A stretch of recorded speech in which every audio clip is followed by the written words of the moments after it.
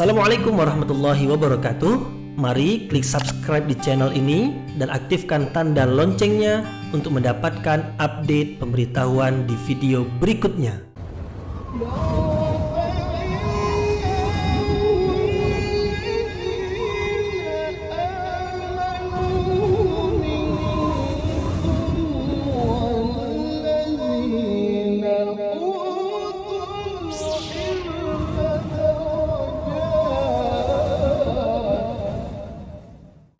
A'udzu billahi minasyaitonir rajim. Bismillahirrahmanirrahim. Assalamualaikum warahmatullahi wabarakatuh.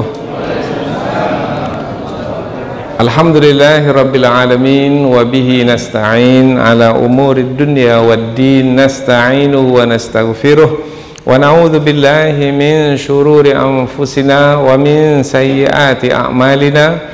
فمن يهده الله فلا مضل له ومن يضلل فلا هادي له أشهد أن لا إله إلا الله وحده لا شريك له وأشهد أن محمدا عبده ورسوله لا نبي بعده amma ba'd. Kita bersyukur kepada Allah Subhanahu wa taala yang masih melimpahkan rahmat dan nikmatnya.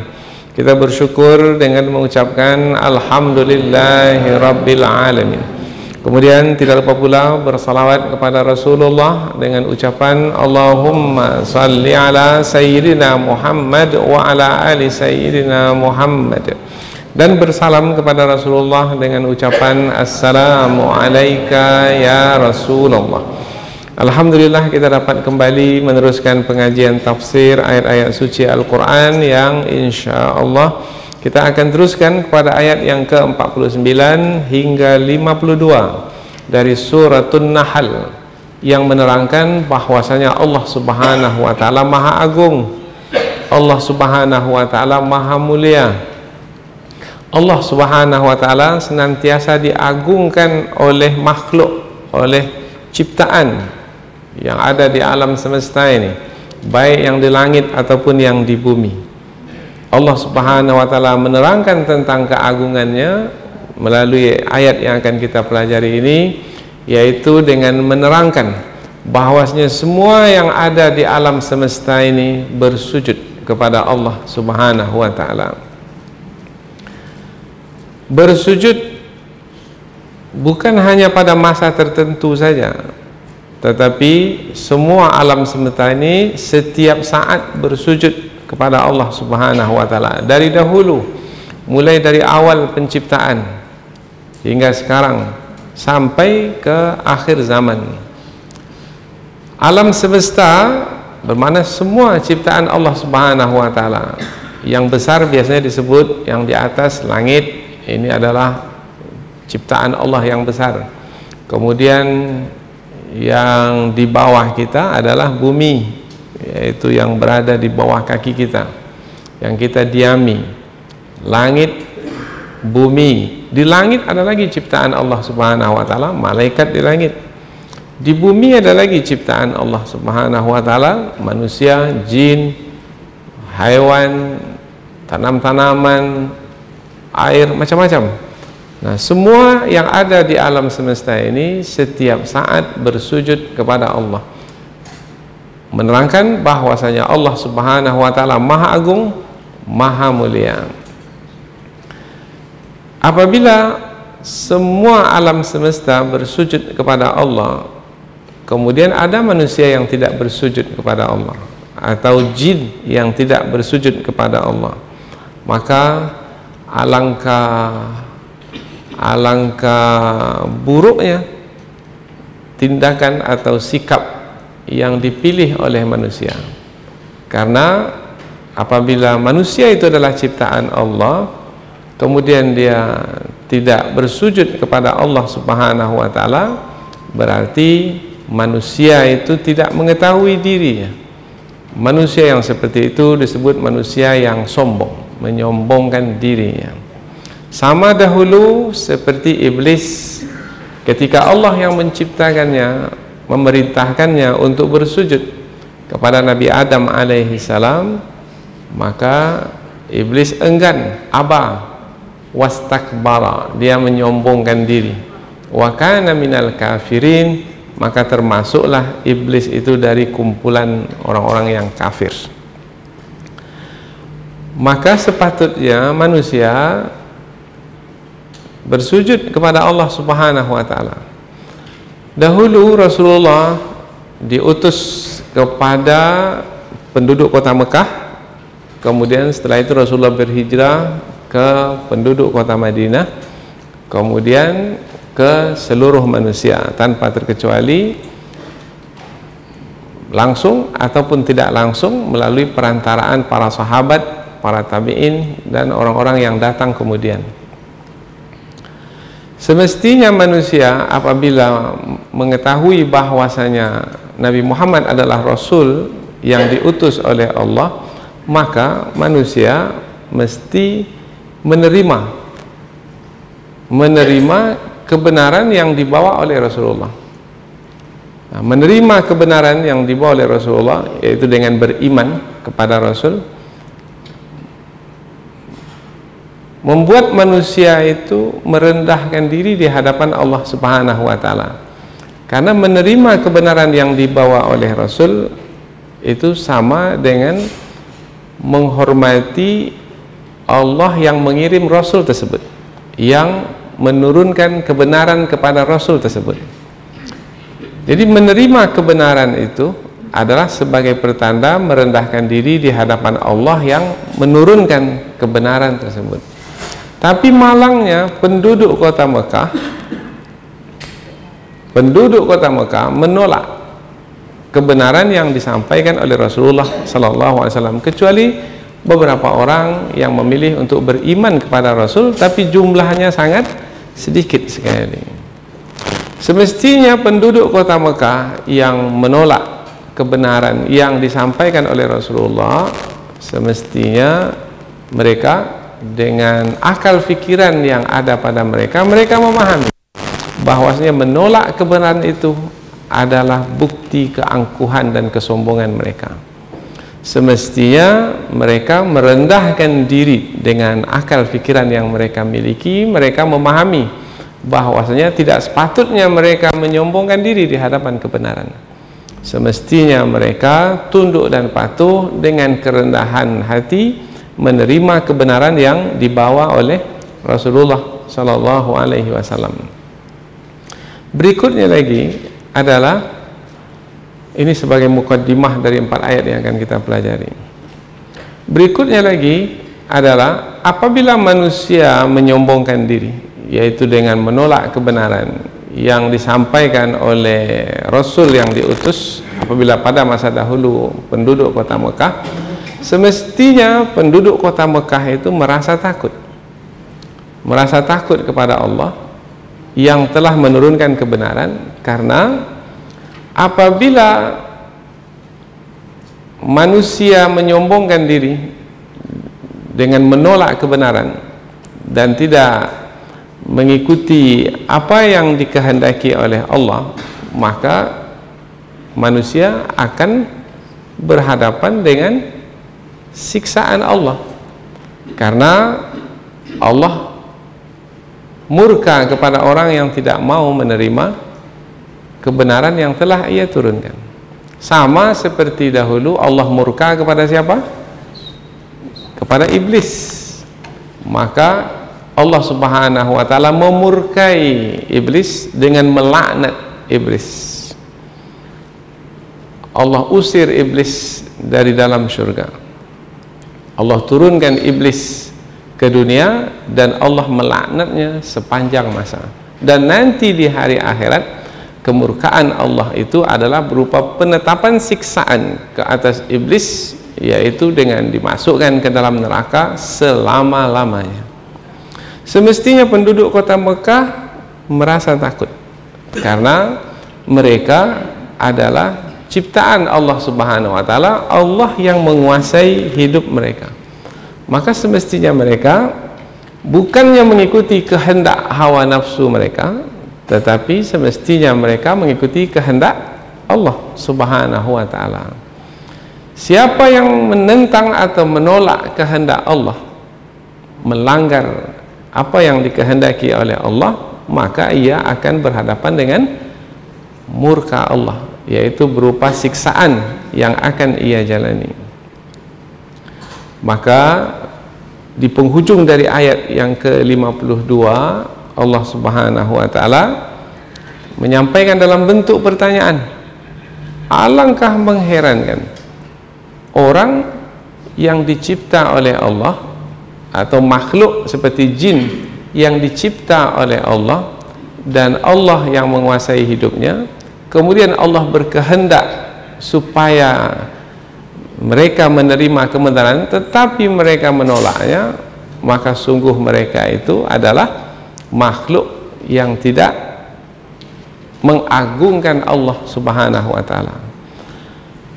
Pengagungan Allah itulah yang menjadi tumpuan dari 4 ayat yang akan kita pelajari ini. Pengagungan Allah yaitu dengan merendahkan diri di hadapan Allah, yang kita sebut dengan bersujud kepada Allah. Inilah 4 ayat yang akan kita pelajari. Bahwasanya hakikat dari nilai makhluk itu adalah pengagungan Allah Subhanahu wa taala, yaitu dengan bersujud kepadanya. Ketika makhluk tidak mengagungkan Allah, yaitu dengan tidak bersujud, maka hilanglah nilai mulia yang ada pada makhluk tersebut. Jadilah ia makhluk yang dimurkai oleh Allah, jadilah ia makhluk yang dilaknat oleh Allah, jadilah ia makhluk yang hina di sisi Allah. Jadi kemuliaan kita adalah pada bersujud kepada Allah Subhanahu wa taala, yaitu pada pengagungan kepada Allah Subhanahu wa taala. Maka sedekat-dekat seorang hamba dengan Allah Subhanahu wa taala, yaitu apabila hamba itu bersujud kepadanya. Allah Subhanahu wa taala dalam 4 ayat yang akan kita pelajari ini menerangkan tentang hakikat dirinya sebagai zat yang maha agung, yang kesemua alam semesta yang diciptakannya bersujud kepadanya. Maka kita pun memastikan diri kita untuk senantiasa bersujud kepada Allah sebagai bentuk pengagungan kepadanya. Inilah dia 4 ayat yang akan kita pelajari. Selanjutnya insyaAllah kita akan coba memahami ayat ini dengan lebih terperinci melalui tafsirnya. Namun terlebih dahulu, sebagaimana biasa, kita akan membaca dan menerjemahkan kata per kata dari ayat, supaya kita lebih dekat dengan kandungan ayat yang akan kita pelajari. Allah Subhanahu wa taala berfirman, A'udzubillahi minasyaitonirrajim. Bismillahirrahmanirrahim. Walillahi yasjudu ma fis samawati wa ma fil ard min dabbati wal malaikatu wa hum la yastakbirun yakhafuna rabbahum min fawqihim wa yaf'aluna ma yu'marun. Wa qala Allahu la tattakhidhu ilahayn ithnain innama huwa ilahu wahid fa iyaya farhabun. Walahu ma fis samawati wal ardi walahu ad-dinu wasiba afa ghairallahi tattaqun. Allah berfirman, walillahi, dan kepada Allah, yasjudu, bersujud, ma fis samawat, apa saja yang ada di langit, wa ma fil ard, dan apa saja yang ada di bumi, min dabbah, dari setiap yang melata. Melata yang bergerak. Apa yang bergerak di muka bumi? Manusia bergerak, dabbah. Kemudian binatang, hewan juga bergerak, maka disebut juga dabbah. Unta bergerak, dabbah. Semut bergerak, dabbah. Ular juga bergerak, meskipun tidak ada kakinya tapi juga bergerak, maka disebut dabbah. Wal malaikah, dan juga malaikat bersujud kepada Allah. Wahum, sedangkan mereka, para malaikat itu, la yastakbirun, tidak menyombongkan diri. Jadi kalau mau mencontoh yang senantiasa bersujud dan menyombongkan diri, contohlah malaikat. Mereka adalah makhluk yang senantiasa bersujud dan tidak pernah menyombongkan diri. Ya khafuna, mereka itu takut, rabbahum, kepada Tuhan mereka, min fawqihim, yang berada di atas mereka, wa yaf'aluna, dan mereka para malaikat itu melakukan ma yu'marun, apa yang diperintahkan kepada mereka, tak pernah melanggar, apapun yang diperintahkan mereka buat. Wa qala Allah, dan berfirman Allah, la tattakhidhu, jangan kamu mengambil ilahaini, dua Tuhan, itsnaini, dua. Innama, sesungguhnya, huwa, dia, yaitu Tuhan yang sebenarnya, Allah Subhanahu wa taala, ilahun, Tuhan wahid, satu, Tuhan yang esa. Fa iyaya, maka kepadakulah farhabun, hendaknya kamu merasa takut. Walahu, dan kepunyaannya lah, kepunyaan Allah lah, ma fis samawat, apa saja yang ada di langit, wal ard, dan di bumi. Walahu, dan kepadanya lah ad-dinu, ad-din di sini maknanya ketaatan. Nah, asalnya maknanya agama. Karena isi agama itu sebenarnya adalah ketaatan. Orang yang beragama adalah orang yang melakukan ketaatan. Dan kepunyaannya lah ad-din, ketaatan, wasiba, selamanya. Afa ghairallah, maka apakah selain Allah, tattaqun, yang kamu bertakwa kepadanya, yaitu yang kamu takut kepadanya. Tidak, takut itu hanyalah kepada Allah Subhanahu wa taala, tidak kepada selain Allah, tidak kepada berhala, kepada patung umpamanya, kepada jin, apalagi kepada manusia yang tak punya kuasa apa-apa. Karena kuasa yang ada pada manusia sebenarnya adalah datang daripada Allah Subhanahu wa taala juga. La haula wala quwata illa billah. Kita baca terjemahan dari awal langsung, kemudian kita buat kesimpulan ringkas, setelah itu kita pindah ke tafsir ayat.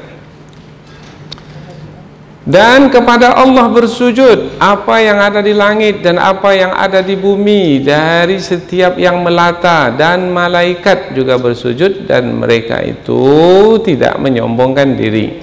Mereka takut kepada Tuhan mereka yang berada di atas mereka, dan mereka melakukan apa saja yang diperintahkan kepada mereka. Dan Allah berfirman, janganlah kamu menjadikan Allah atau mengambil Tuhan, dua Tuhan, sesungguhnya Dia, Allah, adalah Tuhan yang satu. Maka kepadakulah semestinya kamu merasa takut. Dan kepunyaan Allah lah apa yang ada di langit dan di bumi, dan kepadanya lah ketaatan itu selamanya. Maka apakah kepada selain Allah kamu bertakwa? Inilah dia 4 ayat, yaitu yang menerangkan tentang Allah yang Maha Agung. Keagungan Allah itu diterangkan dengan bersujudnya semua alam semesta kepada Allah, yaitu yang ada di langit dan yang ada di bumi. Kalau disebut langit biasanya yang bahagian atas kepala kita. Kalau disebut bumi bermakna yang bahagian bawah dari tubuh kita ini, yaitu yang kita pijak ini. Yang ada di atas, yang ada di langit, semuanya bersujud kepada Allah. Yang ada di bumi semua bersujud kepada Allah. Maka semestinya manusia juga hendaknya bersujud kepada Allah. Meskipun manusia diberi pilihan, semestinya manusia meskipun diberi pilihan bersujud dan tidak bersujud, semestinya manusia memilih untuk bersujud. Karena dengan bersujud kepada Allah, manusia berhasil dalam ujian. Apabila manusia memilih untuk tidak bersujud, dan itu yang tidak dikehendaki oleh Allah, itulah yang akan menyebabkan manusia dimurkai oleh Allah Subhanahu wa taala. Setiap makhluk yang dimurkai oleh Allah maka akan disiksa. Siksaan Allah boleh jadi berlaku di dunia ini dan pasti akan berlaku di akhirat nanti, karena hari akhirat adalah hari pembalasan. Maka apabila ingin hidup mulia, tenang, kemudian ingin hidup damai dan bahagia, maka bersujudlah kepada Allah Subhanahu wa taala. Seperti mana alam semesta yang ada di sekitar kita bersujud kepadanya. Ketika alam semesta bersujud dan kita pun bersujud, maka ada kesesuaian antara hidup kita dengan kehidupan alam semesta. Tetapi ketika alam semesta bersujud kepada Allah dan kita tidak bersujud, maka terjadi pertentangan antara kehidupan yang kita lalui dengan kehidupan yang ada di alam semesta. Maka ada penyair mengatakan, kalau manusia sudah melanggar, bermaksiat, maka penyair mengatakan alam sudah tidak bersahabat lagi dengan kita. Sebenarnya bukan alam itu yang tak bersahabat, kita yang tidak bersujud kepada Allah, sehingga tidak lagi ada kesesuaian antara kita dengan alam. Apabila tak ada kesesuaian dengan alam, maka air hujan yang turun bukan mendatangkan kebaikan atau manfaat bagi kita, tapi malah menghanyutkan, menenggelamkan, membawa bencana dan musibah. Apalagi juga umpamanya api, umpamanya membakar, maka hutan kita terbakar, udara yang kita miliki tidak lagi bersih, dan seterusnya. Ini semua adalah bencana yang kesemuanya itu berlaku. Apakah berlaku dengan sendirinya? Tidak. Yang memberlakukan semua itu adalah pencipta dan pengaturnya, yaitu Allah Subhanahu wa ta'ala. Inilah dia 4 ayat yang akan kita pelajari, yaitu menerangkan tentang hakikat kehidupan yang sedang kita jalani. Mudah-mudahan dengan bertambah ilmu tentang kehidupan ini, semakin terbuka wawasan kita, sehingga kita lebih banyak merendahkan diri di hadapan Allah Subhanahu wa ta'ala yang maha agung lagi maha tinggi. Selanjutnya kita pindah ke tafsir ayat, yaitu kita mulai dari ayat yang ke-49 dari 4 ayat yang kita pilih dalam kesempatan ini. Walillahi yasjudu, dan kepada Allah lah bersujud. Kata yasjudu, bersujud, di dalam ayat ini berbentuk fi'il mudhari'. Fi'il mudhari' kata kerja yang menerangkan bahwasanya pekerjaan itu dilakukan secara berterusan, tak pernah berhenti. Present continuous tense, itu dalam bahasa Inggrisnya, yaitu kata kerja yang menerangkan pekerjaan itu terus berlangsung. Apabila Allah menyebut dalam ayat ini apa yang ada di langit dan apa yang ada di bumi bersujud, bersujud terus menerus, tak pernah henti. Jadi sekarang ini langit sedang bersujud kepada Allah? Ya. Bumi yang kita huni ini sedang bersujud kepada Allah? Ya. Apalagi yang ada di sekitar kita ini, semua mereka ini sedang bersujud kepada Allah. Kita pula bersujud kepada Allah? Nah, itu dia persoalan. Kadang-kadang bersujud dan kadang-kadang tidak. Ketika kita mengikuti kehendak Allah, kita bersujud. Tapi ketika kita mengikuti kehendak hawa nafsu kita yang bertentangan dengan kehendak Allah, atau mengikuti kehendak syaitan yang dibisikkan ke dalam hati kita, alladzi yuwaswisu fi sudurin nas, maka ketika itu manusia tidak lagi bersujud kepada Allah. Maka Allah Subhanahu wa ta'ala menerangkan kemuliaan ciptaannya itu adalah ketika ciptaan itu senantiasa bersujud kepadanya. Walillahi yasjudu, dan kepada Allah lah ma fis samawati wa ma fil ar, apa yang ada di langit dan apa yang ada di bumi, yasjudu, bersujud. Kita memahami makna bersujud pada manusia, yaitu manusia merendahkan badannya, keningnya yang tinggi, yaitu di mukanya, dia letakkan di tempat yang paling rendah, yaitu di bumi yang biasanya dipijak oleh manusia dengan kakinya. Nah, itu makna bersujud pada manusia. Begitu juga pada makhluk seperti jin, umpamanya malaikat. Tetapi apakah seperti itu makna bersujud pada alam semesta yang lainnya, seperti langit, bumi, gunung, api, air, udara? Tidak. Makna bersujud pada alam semesta yang kita sebutkan tadi, maknanya adalah ketundukan dan kepatuhan mereka menjalankan peran mereka sebagai ciptaan Allah, yaitu langit yang masih terjunjung di atas dan tidak jatuh ke bawah, karena itulah yang dikehendaki oleh Allah. Bumi yang dihamparkan di bawah manusia, kemudian air, yang memberikan manfaat bagi manusia sebagai minuman, bahkan sebagai tenaga, yaitu pembangkit listrik, api, dan semua ciptaan Allah yang lainnya. Apabila berperan seperti yang Allah kehendaki, maka mereka itu disebut bersujud kepada Allah. Dan mereka itu khudu'. Khudu' maknanya mereka itu patuh. Seperti mana yang Allah kehendaki mereka dalam penciptaan mereka, seperti itu mereka, alam semesta itu menjalani hidup mereka, maka mereka itu adalah bersujud kepada Allah Subhanahu wa ta'ala. Jadi makna bersujud bagi alam semesta, yaitu maknanya mereka tunduk dan patuh kepada Allah Subhanahu wa ta'ala seperti mana yang Allah kehendaki, dan Allah tidak memberi pilihan kepada mereka, yaitu Allah tidak memberi pilihan kepada langit untuk memilih dua kehendak, tidak. Jadi satu kehendak saja, yaitu langit menjalankan kehendak Allah Subhanahu wa ta'ala. Seperti mana yang Allah kehendaki, seperti itu pula lah kehendak langit. Itu maknanya mereka bersujud tanpa pilihan. Sementara manusia, Allah beri pilihan. Allah beri pilihan karena manusia di muka bumi ini Allah ciptakan untuk menjalani ujian. Ujian baru disebut ujian kalau di sana ada pilihan. Maka manusia diberi akal untuk memilih.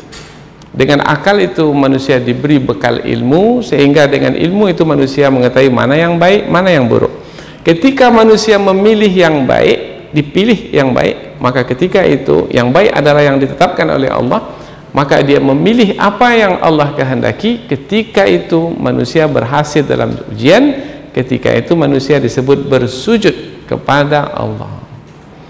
Tapi ketika manusia memilih yang buruk, yang tidak dikehendaki oleh Allah, yang buruk itu yang dikehendaki oleh hawa nafsunya, itu pula yang dia pilih, manusia gagal dalam ujian. Ketika itu manusia disebut tidak bersujud kepada Allah. Kemuliaan alam semesta adalah ketika alam semesta ini bersujud kepada Allah. Namun ketika alam semesta itu tidak bersujud, dan yang punya pilihan untuk tidak bersujud adalah bangsa manusia dan bangsa jin. Bangsa malaikat Allah takdirkan. Malaikat tidak diberi pilihan seperti manusia dan jin. Jadi malaikat hanya berkehendak kehendak Allah Subhanahu wa ta'ala, yaitu apa yang dilakukan oleh malaikat adalah semata-mata hanya sebagai menjalankan kehendak Allah Subhanahu wa ta'ala. Ini diterangkan pada perkataan berikutnya. Walillahi yasjudu ma fis samawati wa ma fil ard. Dan kepada Allah bersujud apa saja yang ada di langit dan apa saja yang ada di bumi, min dabbah, dari yang melata, yang bergerak. Apa saja yang ada di bumi yang melata, yang bergerak. Kata min dabbah di sini, yang melata, ini adalah penjelasan apa yang ada di bumi. Di antara yang ada di bumi itu adalah yang bergerak di muka bumi. Tapi tak disebutkan di sini terperinci, yaitu yang melata itu apa saja. Tetapi yang dimasukkan dengan yang melata itu adalah apa yang bergerak di muka bumi. Manusia disebut dabbah. Apalagi yang bergerak di muka bumi, yaitu jin juga bergerak di muka bumi, hanya saja kita tak melihat mereka. Mereka ada di muka bumi ini, maka mereka adalah juga dabbah. Kemudian binatang ternak, semut umpamanya, semua yang bergerak itu adalah dabbah. Tapi biasanya perkataan dabbah juga di dalam bahasa Arab dipakaikan kepada hewan tunggangan. Seperti hewan tunggangan biasanya ditunggang oleh manusia apa? Umpamanya kuda, dabbah, unta, dabbah, apalagi keledai adalah dabbah. Wal malaikah, dan malaikat juga bersujud. Tadi yang di bumi dabbah, yaitu yang bergerak, yang melata. Yang di langit maka yang di langit ini disebutkan wal malaikah, dan malaikat. Malaikat di langit. Malaikat ini dimasukkan ke kumpulan dabbah atau tidak? Tidak. Maka ada di antara ulama tafsir mengatakan malaikat itu diberi sayap, maka malaikat itu dia terbang. Nah, apabila malaikat itu terbang, uli ajnihatin masna wa thulatha wa ruba', ada di antara malaikat diberi 2 sayap, ada di antara malaikat diberi 3 sayap, ada di antara malaikat diberi 4 sayap, ada yang banyak sampai ratusan sayapnya.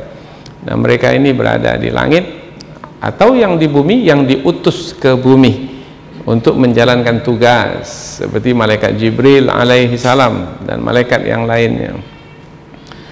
Yang kesemuanya itu makhluk yang ada di langit, makhluk yang ada di bumi, wahum la yastakbirun, wahum, dan malaikat yang disebutkan dalam ayat ini diterangkan hal mereka, keadaan mereka, mereka tidak menyombongkan diri. Mereka bersujud, mereka tidak menyombong diri. Itulah dia makhluk yang mulia, yaitu makhluk yang bersujud kepada Allah dengan tidak menyombongkan diri, seperti malaikat.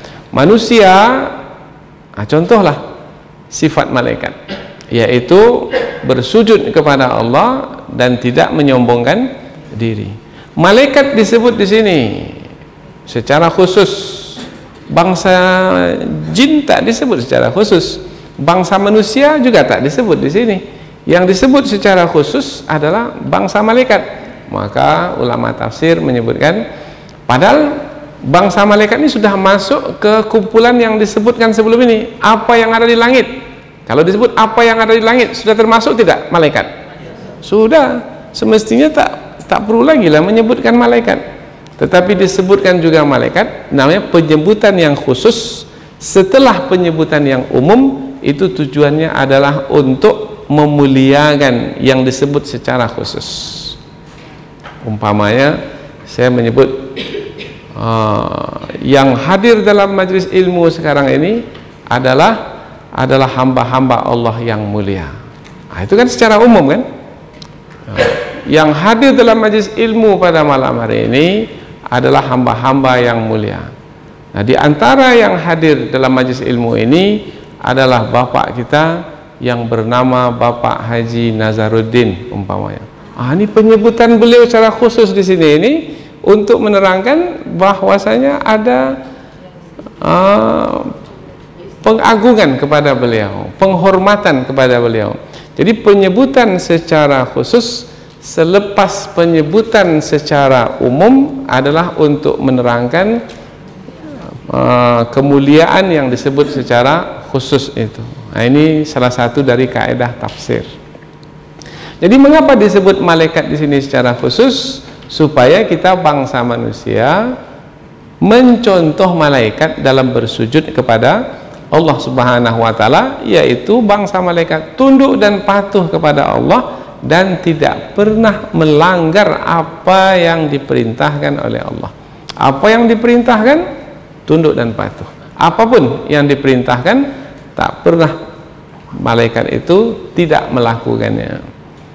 Yakhafuna rabbahum. Diterangkan malaikat ini dengan lebih lanjut supaya kita mencontoh sifat malaikat. Yakhafuna rabbahum, mereka itu takut kepada Tuhan mereka. Maka mestinya kita juga memiliki rasa takut kepada Allah seperti malaikat takut kepada Allah. Takut, apa makna takut? Ini kalau mengaji tafsir ini mesti setiap kata itu kita jelaskan. Takut maknanya tidak suka kepada perkara buruk yang akan terjadi. Itu mana takut. Takut tidak suka kepada perkara buruk yang akan terjadi.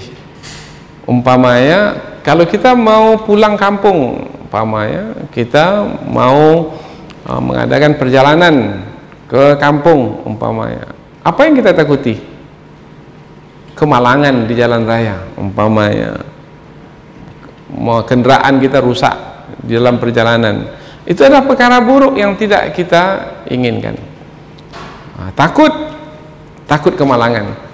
Ketika memulai perjalanan atau sekarang ini kita mau pulang kampung besok, tapi takut itu sudah ada sekarang?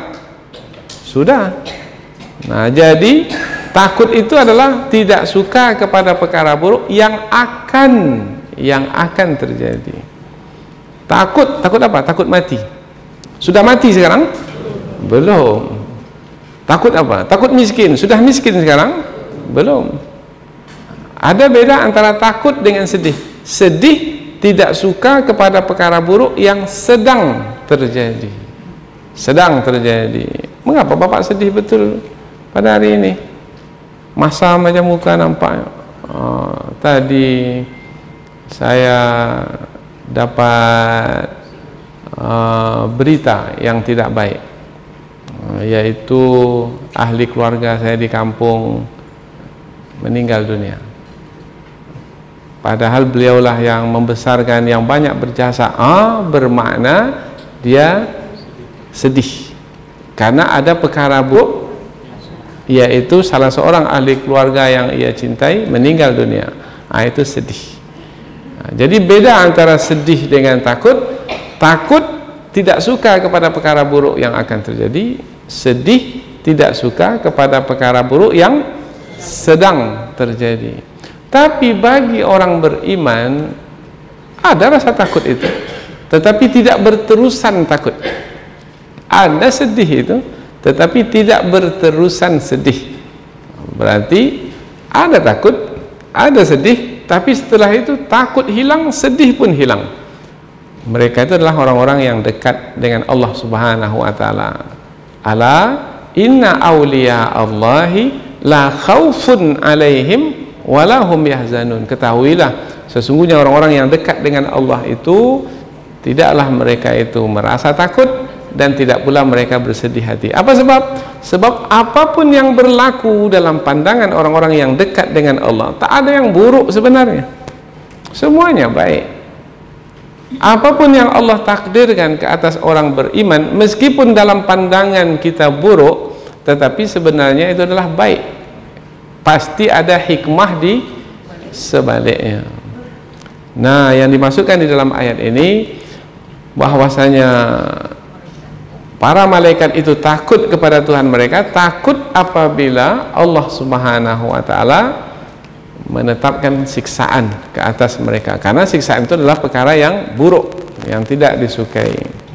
Takut apabila Allah murka kepada mereka sehingga mereka tidak mendapatkan rahmat Allah, tidak mendapatkan kasih sayang Allah, perlindungan Allah, pertolongan Allah, pemeliharaan Allah, dan seterusnya. Maka kita pun juga demikian. Apabila malaikat takut kepada Allah, kita pun juga mesti takut kepada Allah Subhanahu wa taala. Kemudian diterangkan tentang Allah min fauqihim, yaitu Allah yang berada di atas mereka. Maka makna di atas di sini para ulama menjelaskan maknanya adalah yang tinggi kedudukannya. Karena biasanya kata atas itu adalah untuk menerangkan ketinggian, al-uluwu, al-azamah, al-makanah, yaitu ketinggian kedudukan. Allah Subhanahu wa taala adalah yang tinggi kedudukannya, yang diagungkan, yang dimuliakan. Wa yaf'aluna ma yu'marun, dan para malaikat itu melakukan apa saja yang diperintahkan kepada mereka. Apapun yang diperintahkan, yang memerintahkan adalah Allah. Allah dengan kehendaknya memerintah para malaikat, maka malaikat tak punya pilihan yang lain melainkan mengikuti kehendak Allah itu. Apa pamannya kehendak Allah? Wahai malaikat Jibril turun, maka malaikat Jibril turun. Wahai malaikat gunung, timpakan gunung itu, maka malaikat gunung pun akan turun dan akan mencabut gunung dari tempatnya dan akan menimpakan, seperti berlaku pada kaum-kaum yang terdahulu. Wahai hujan turun hujan, umpamanya yang menetapkannya, ditugaskanlah malaikat untuk menurunkan hujan, maka malaikat pun turun, hujan pun turun, kemudian berlakulah apa yang berlaku di bumi. Itu dilakukan oleh malaikat tanpa membantah. Maka tirulah, contohlah sifat malaikat itu, yaitu tidak pernah membantah apa yang diperintahkan oleh Allah kepadanya. Nah, kita pun juga demikian. Apa perintah Allah? Salat 5 waktu, salat.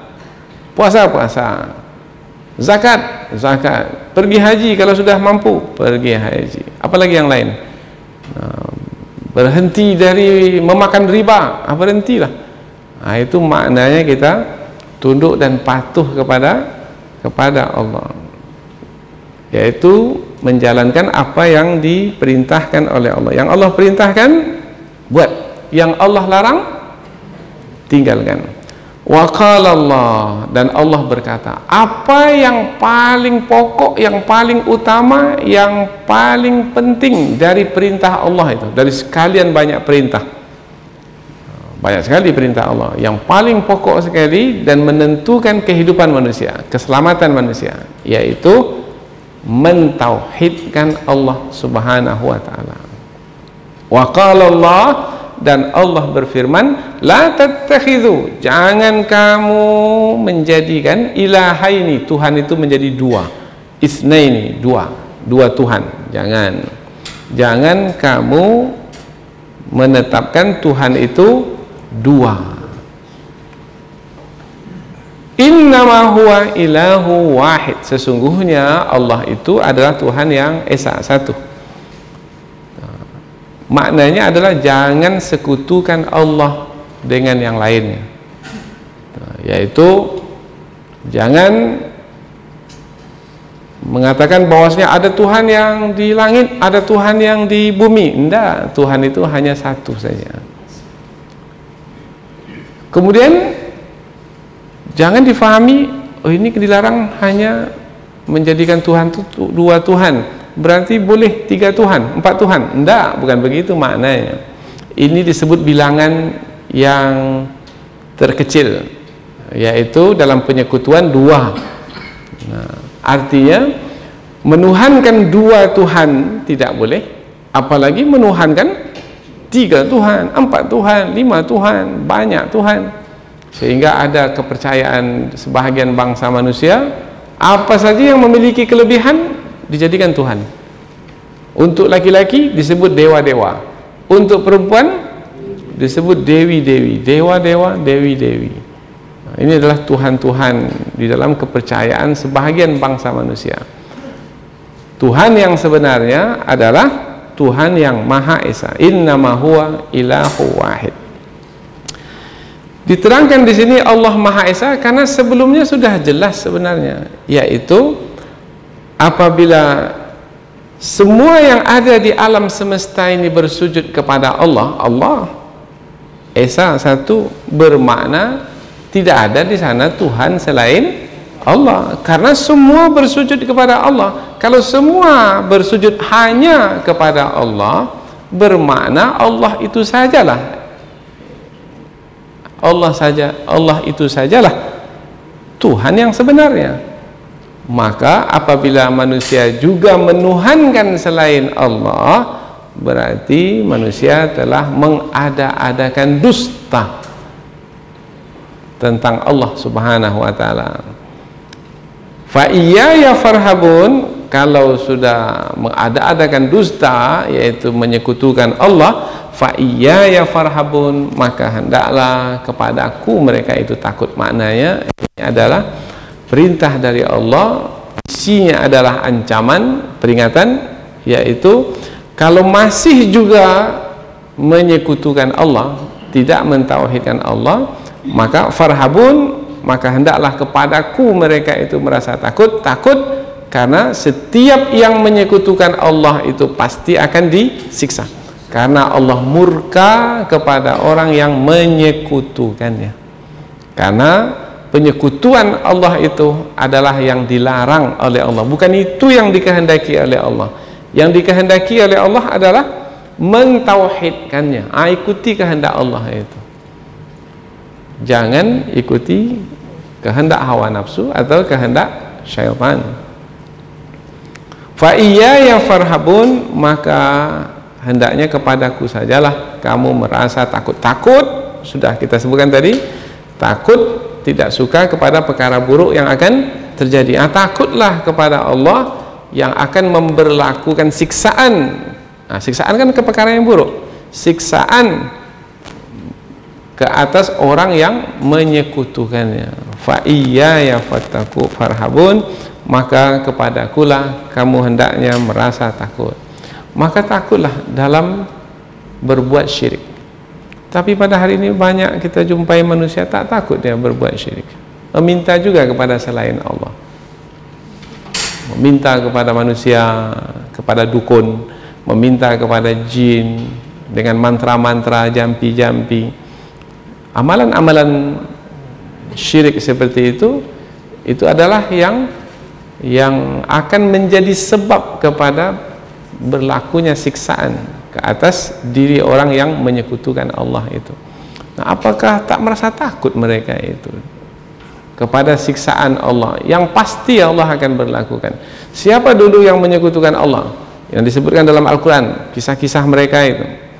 Umpamanya dahulu kaum Nabi Nuh alaihi salam yang menyekutukan Allah dengan menyembah berhala. Apa jadi pada kaum Nabi Nuh alaihi salam? Allah tetapkan siksaan ke atas mereka, ditenggelamkan dalam banjir besar. Mereka mati tenggelam, satu pun tak tersisa.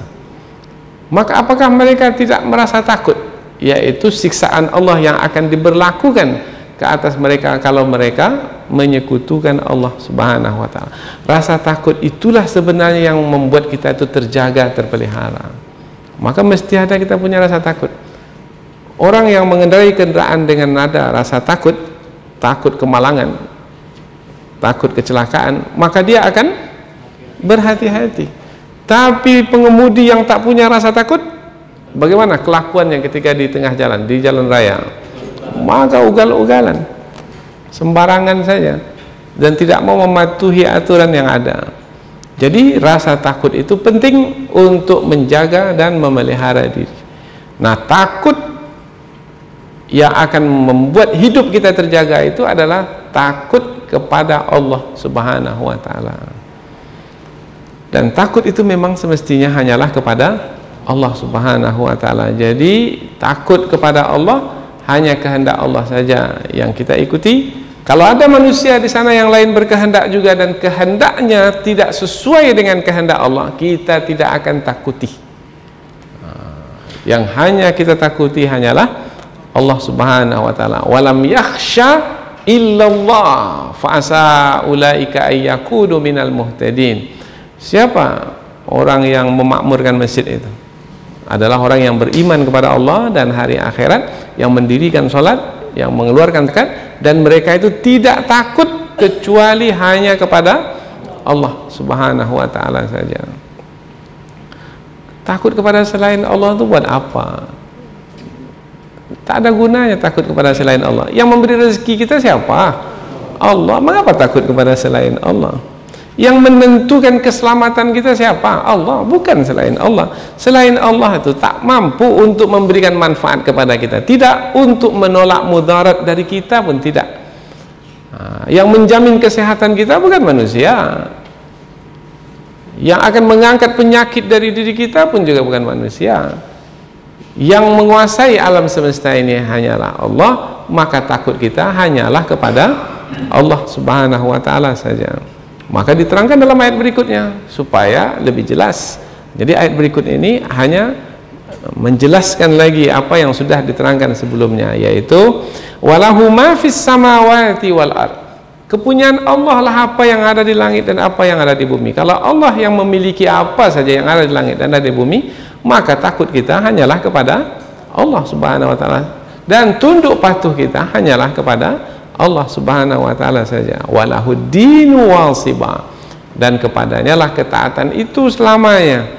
Afa ghairallahi tatakun, apabila sudah jelas sejelas-jelasnya seperti itu, dan apabila sudah terang seterang-terangnya seperti itu, yaitu Allah Tuhan yang Maha Esa dan selain Allah bukan Tuhan, maka afa ghairallahi tatakun, maka apakah selain Allah yang kamu takuti? Kalau kamu takuti juga selain Allah, betul-betullah kamu ini tak menggunakan akal fikiran. Nah, itu bahasa itu masih mudah lah, masih ringan lah sedikit, masih lembut. Kalau bahasa kasarnya, betul-betullah kamu tak bisa diingatkan, yaitu tidak berfikir. Mestinya berfikir, yaitu gunakan akal pikiran, gunakan otak untuk memahami. Apabila Allah pemilik alam semesta ini, maka kepatuhan hanyalah kepada Allah pemilik alam semesta ini, bukan kepada selain Allah. Nah, kalau kepada selain Allah juga betul-betul tidak bau tak. Nah, itu bahasa itu. Betul-betul tidak menggunakan akal fikiran, betul-betul tidak memahami dengan akal fikiran yang dimiliki. Inilah dia 4 ayat yang kita pelajari, yaitu menerangkan tentang Allah Subhanahu wa Ta'ala yang memiliki kedudukan yang tinggi, yaitu yang bersujud kepadanya alam semesta, dan Allah lah pemilik ketundukan itu sepenuhnya. Nah, tunduk itu adalah bermakna sujud, dan bersujud itu hanyalah kepada Allah Subhanahu wa Ta'ala. Apabila berkaitan dengan tunduk itu, patuh itu adalah ibadah, maka ibadah itu hanyalah dipersembahkan kepada Allah Subhanahu wa Ta'ala saja. Dan Allah melarang dengan tegas, dengan keras, yaitu jangan sampai makhluk yang ada di alam semesta ini, khususnya manusia dan jin yang diberi pilihan untuk menyekutukannya, jangan sampai menyekutukan Allah Subhanahu wa Ta'ala, karena pelanggaran yang paling besar, kemaksiatan yang paling besar, kejahatan yang paling besar, kezaliman yang paling besar adalah perbuatan menyekutukan Allah Subhanahu wa Ta'ala. Inna syirka la zulmun azim. Sesungguhnya syirik adalah kezaliman yang paling besar. Dan manusia, jin diciptakan oleh Allah adalah untuk beribadah kepadanya. Wa ma khalaqtul jinna wal insa illa liya'budun. Tidaklah aku ciptakan jin dan manusia melainkan untuk beribadah kepadaku. Firman Allah. Beribadah kepadaku maknanya tunduk dan patuh kepadaku, bersujud kepadaku. Mudah-mudahan apa yang kita pelajari ini ada manfaatnya. Subhanakallahumma wa bihamdika asyhadu an la ilaha illa anta wa astaghfiruka wa atubu ilaik. Wassalamualaikum warahmatullahi wabarakatuh.